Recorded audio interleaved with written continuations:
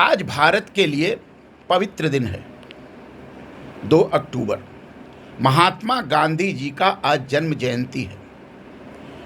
महात्मा गांधी जी को मैं इसलिए सम्मान करता हूं कि महात्मा गांधी ने स्वतंत्रता संग्राम के आंदोलन में ऐसे महापुरुष के रूप में अपने को स्थापित किया जिन्होंने राम को समझा, राम राज्य को समझा। उन्होंने भारत की क्षिति और भारत की विराटता को समझा।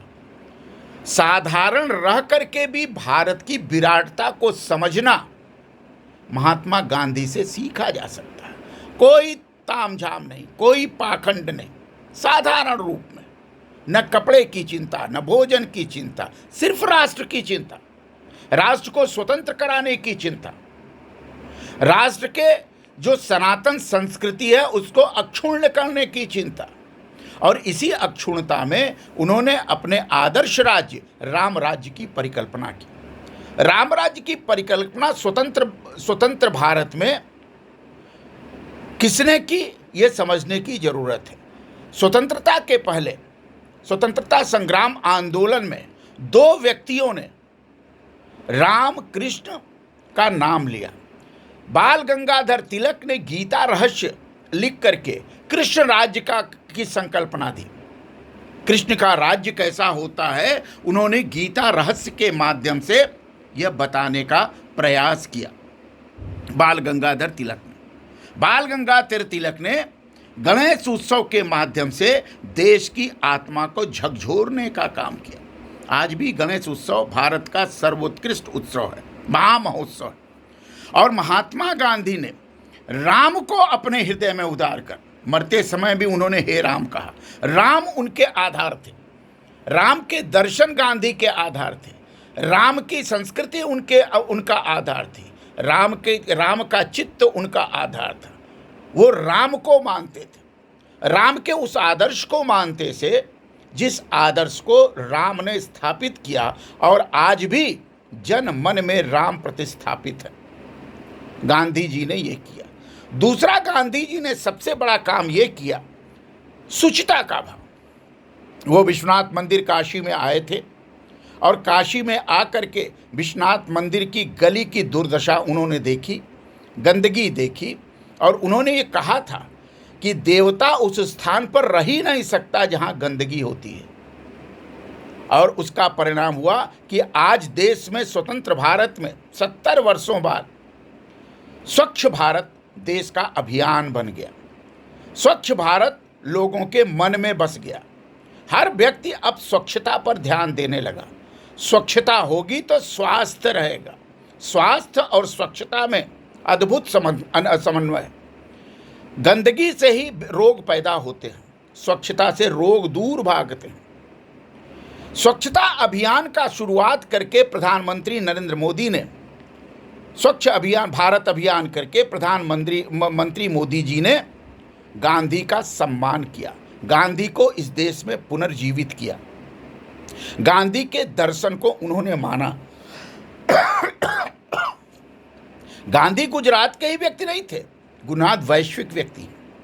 पूरी दुनिया गांधी की कायल है, पूरी दुनिया गांधी के आदर्श को समझती है। न जाने कितने लेख, कितने किताबें गांधी पर लिखी गई। जिसको कुछ नहीं लिखना आता वो गांधी पर किताब लिख देता है, क्योंकि गांधी सहज है, गांधी सामान्य है, गांधी का दर्शन आम जन का दर्शन है। इसलिए गांधी पर लिखना और गांधी पर बोलना सबसे आसान काम है। किसी को बुला लिए, सामान्य व्यक्ति को बुला लिए, वो गांधी पर 10 लाइन बोल देगा। ऐसे गांधी सर्वमान्य है। प्रधानमंत्री नरेंद्र मोदी जी पर गांधी दर्शन का, गांधी के नैतिकता का, गांधी के चित्त का और गांधी के उपक्रमों का गंभीर प्रभाव पड़ा। इसलिए जब 150वीं जयंती गांधी की मनाई गई तो उन्होंने गांधी जयंती के 150वें वर्ष को बहुत धूमधाम से मनाया। गांधी जी को नकली गांधियों ने कभी नहीं स्वीकार किया। नकली गांधियों के ऊपर गांधी का कितना प्रभाव पड़ा, यह समझने की जरूरत है, यह शोध की जरूरत है। गांधी नाम लगा देने से कोई गांधी नहीं हो जाता। गांधी की महानता को समेटना बहुत आसान काम नहीं है, समुद्र को समेटना होता है। नकली गांधियों ने गांधी के नाम का उपयोग जरूर किया, लेकिन गांधी का एक भी आदर्श उन्होंने स्वीकार नहीं किया। क्या अहिंसा गांधी का आदर्श था, उसे स्वीकार किया गया? अहिंसा अगर स्वीकार किया जाता तो देश में सिख दंगे न होते। अहिंसा अगर स्वीकार किया जाता तो देश में बड़ा पेड़ गिरता है तो छोटे पेड़ दब जाते न कहा जाता।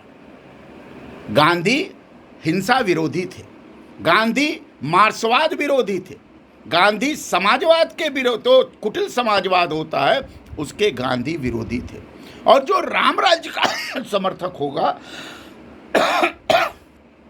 वह तो सब जनों में, भारत के 130 करोड़ जनता में राम ही देखेगा। राम धर्म के आगार नहीं है, राम मजहब के नहीं है, किसी मजहब के नहीं है। राम तो इस देश के हर व्यक्ति के पुरखे हैं, चाहे किसी भी मजहब का हो, किसी भी धर्म का हो, राम मजहब है। क्या अशोक ने राम को स्वीकार नहीं किया था?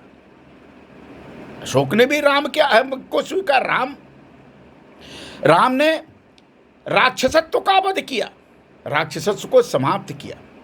और राम राज्य जो है वैदिक काल से चला आ रहा है।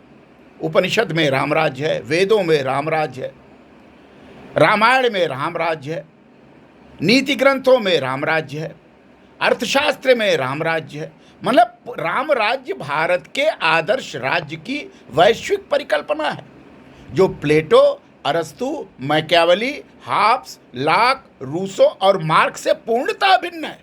राम राज्य में व्यक्ति देवता होता है, वह हर व्यक्ति देवता है, कोई व्यक्ति राक्षस नहीं होता, पैदा ही राम के रूप में होता है। राक्षसत्व के भाव उसमें पैदा हो जाते हैं। आतंकवादी जो भारत में भारत तोड़ो आंदोलन के अगुआ लोग हैं वो भी राम हैं, लेकिन उनमें भाव रामत्व का नहीं जगा, उनमें रावण का भाव जग गया, इसलिए वो आतंकवादी बन गए। आज गांधी जी का जन्मदिवस है और गांधी जी के जन्मदिन पर 1 महीने तक भारत को स्वच्छ रखना है। हर घर को, हर व्यक्ति को स्वच्छता के इस महाअभियान में शामिल होना चाहिए। अपने घर को स्वच्छ रखना चाहिए, अपने घर के आसपास के वातावरण को स्वच्छ रखना चाहिए, पर्यावरण को दुरुस्त रखना चाहिए और जो हमें मिला है उसको संरक्षित करने का प्रयास करना चाहिए, ताकि हम अगली पीढ़ी को इसको समर्पित कर सकें। हमारी अगली पीढ़ी समर्पित हो, उनको सब कुछ मिले, यह हमारी कल्पना होनी चाहिए। आज गांधी जयंती के इस अवसर पर मैं गांधी जी के चरणों में नमन करता हूँ।